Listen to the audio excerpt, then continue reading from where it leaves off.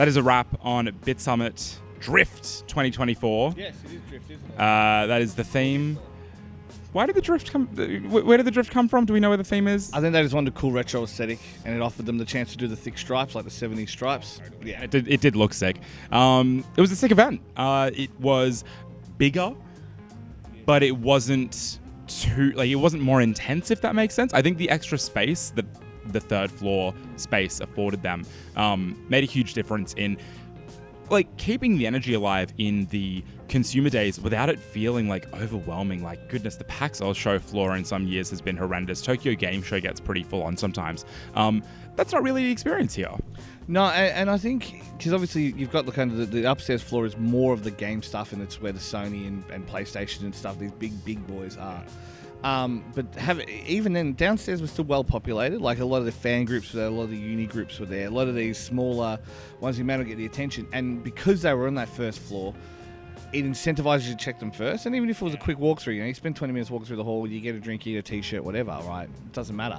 Then you go up to stairs, and that's when you spend your hours and hours and hours. And I think so. It was a good layout. I think, credit to them. It was another fun show. It's been fun just staggering around. And yeah, I don't know. There's not much more to really say. John puts on a good show. Well, yeah, exactly. It's a good show, and I think it's also a good opportunity to kind of see. It's a bit of a litmus test on where the industry is at, not just the Japanese independent games industry, but also seeing where American and European and Australian developers are at, and Croatian and Wallonia / Belgium, yeah. New Zealand developers. Code was here, so it's a really fun mix of people to be able to see their work at Bitsummit, but then also be able to catch up with after the show at the River, which I think is by far my favorite part of the show. So I mean that's a bit inside baseball for the random punters, but that is where a lot of everyone ends up, is down by the river there in Sunjo. And just remember, always clean up, pick up after yourself, take a plastic bag, be ready to put rubbish in it. Be a good citizen, because no one likes a bad citizen. No, we probably should bring it back to Bitsummit a little bit. There were quite a number of games, and this is one of the first conventions in a while where I've been able to play quite a fair few of them, because usually I'm just camera hosting, all the rest of it, just running around. But now I'm actually playing games at a games conference, which is a bizarre thought. But many of the sort of games that I played, I also did interviews for, so I don't know that I can speak a whole lot more to them beyond what some of the developers said. You played a lot of games. Yeah, and it was a good mix. That's what I like about Bitsummit, is it really does have that mix of and you've got your standard tropes, you've got your roguelikes, you've got your deck builders. There's a few of those here, and all those kind of fun stuff that I do. Especially at this event, plenty of games that have the visual appeal well sorted out, and sometimes the gameplay feel doesn't really kind of keep up. Yeah. And luckily, not as much now. It's getting better, but it's still you see it more here than you do at PAX Oz. Yeah. We played JDM, Drift Master, so that was Japanese Drift Master, but it was a hardcore racing game in that you have to clutch manual, so it's like Forza Motorsport tier, and the idea is you still get drift points, so you've got to learn how to double pump clutches and all that kind of stuff to throw the arse end out, and so that appealed to the bogan in me. That was very much just like being at home in the MX-5. Look, off the Mount Dandenong. Look, give me an auto Corolla and I'll be able to slide around the corners, but I don't know that I'll be able to.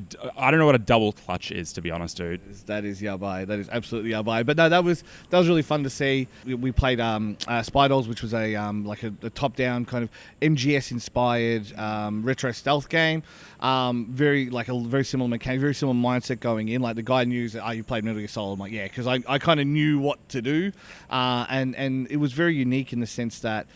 It's going to be, he was saying there's going to be roguelike elements and stuff to it, but he didn't want it to be just a Metal Gear Solid homage, if you will. And I think that's where he's done a good job. Even the story elements, while it's something Kojima would do, but it's not something Kojima has done. In that sense, it had, it's you've got to get a good look at his face. That is absolutely something that Hideo Kojima would do. He made him get a mask of the guy. Doesn't matter. And the guy just happened to look like Raiden, because of course he does from 40 years before, whatever, right?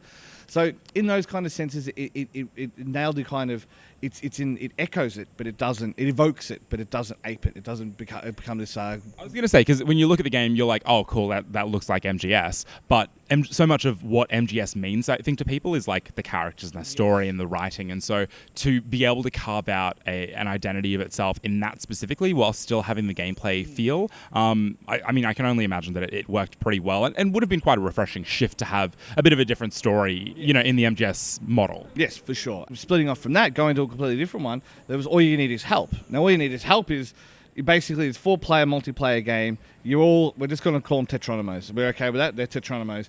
Is that copyrighted? Yes, probably. Doesn't matter. Just don't sue us. Yeah. Basically, you're 4 different shapes. You have to make a shape or you have to complete a specific objective. Some of them are kind of a 2v2 game. Like one of them is like a kind of a mini game of Pong almost. But then there's also ones where it's like you've got to sit on this thing, but then there'll be something cutting across the screen, or you've got to put a colourful block into the mix, and all these kind of silly little things. And the aesthetic was on point, everything was on point, and it's just one of those games that I can say. I think it's hitting Game Pass too. I could be wrong, so don't. That's not a leak. I'm pretty sure that was on their flyer. If I'm wrong, I apologise. I don't think I am. But that's exactly the kind of game I could play on Game Pass all day. You know what I mean? Like it's exactly the kind of cozy multiplayer game that I could definitely spend a lot of time doing. Move that on to Gigabash, you know what I mean? And the problem with Gigabash is it's got the Toho license. So Gigabash is a monster kaiju fighting game, like isometric fighting game. Really fun mechanics. It's really tight, like really tight mechanics, which is nice because some of those, I love the concept, but they just doesn't feel right. And this felt good. That's always the hardest thing to get right, though. Very War of the Monsters with a lot of those issues removed because I do love War of the Monsters. But in Japan, they've got the Toho license. So they had Gigon, they had Mecha Gojira, Ghidorah, which they do not have in the West. Big Man Sugoi. Well, different thing. But yeah, so you that's a very, very different because you just can't get the license to those kind of games over there. And in the same way that City Surrounded by Shadow doesn't have them. It's just amazing to me, this kind of widespread of games that we're playing that are here, and they all feel right. They all feel like it's a well-curated list of. It doesn't have to be a commercial product. It just has to be something that kind of evokes the right spirit. Like we were playing the game that was the VR game. It's like Breakout, but it's like a tennis game, and that's definitely a great one for like you could just chuck some chill sesh up and play that. Gmoda here, my favorite indie developer of what Kukiomi, Toridama, We Are Gunma. So it's just that great mix of companies that. Make an Indie Fest what an Indie Fest is, you know what I mean? And my big question is, what now? Like, this is our second Bitsummit. I'm pretty sure it's yours as well. And it has grown in size. It has grown in scope. There is more variety here. I guess you can go down the path of just continuing to add more and more, like, space and more games and more people to it, but how do you try and keep that formula fresh? And as someone who doesn't necessarily work in events, I'm not sure that I'm best positioned to kind of answer that.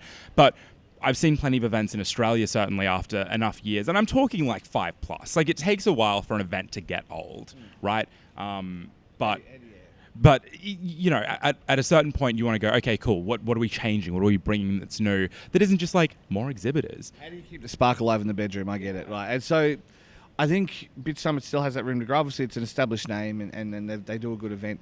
But they've added board games this year. They had a lot of the uni groups, had all those kinds of things. So there's room there to grow into that space, like absolutely for sure.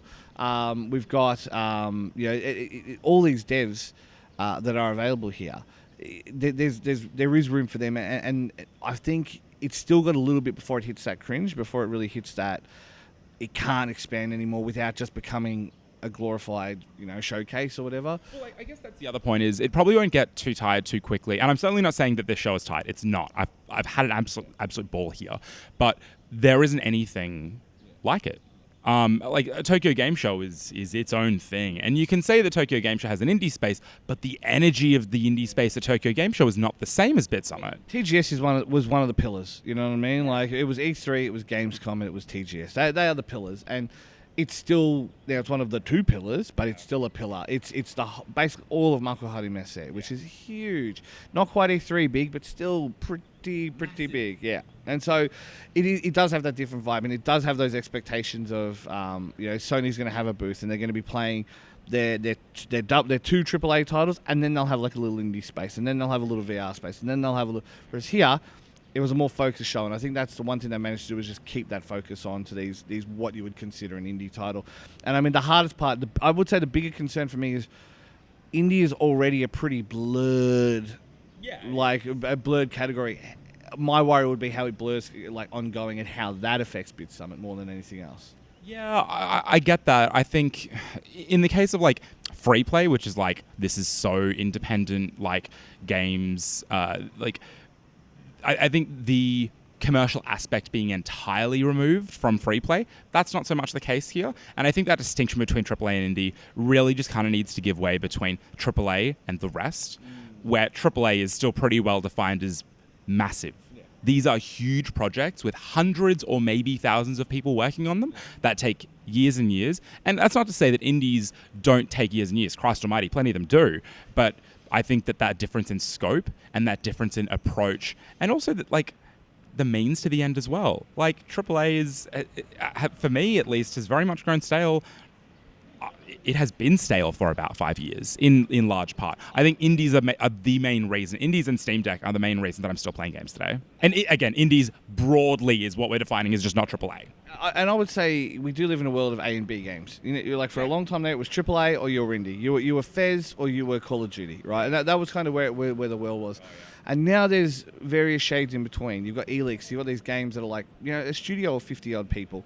That's an A game. It's not a AAA game. It's not that tier, but it's still a game. Even if it's an independent game, it's still on that kind of scale. It's still on those, you know, layers upon layers upon layers. And so, like I said, I think the defining characteristics are is becoming grayer, and as a result, we're seeing a wider spectrum of games that fit into that thing. And we're also seeing it, you know, on the hip pocket. It used to be, you know, for indie games, it was 15 or 30. Yeah. Now then it's got up to 45. But now you can see $6 games that will keep you going for hours. I mean, Vampire Survivor's $5. Originally it was free.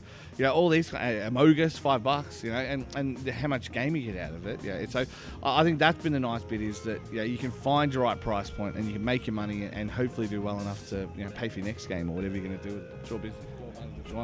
Bitsummit being a good sort of jumping off point for a discussion of the games industry and games as products more broadly. But that is a wrap on this episode of New Game Plus TV. Do check out New Game Plus on social media, Instagram, Facebook, Twitter. We're not calling it the other thing.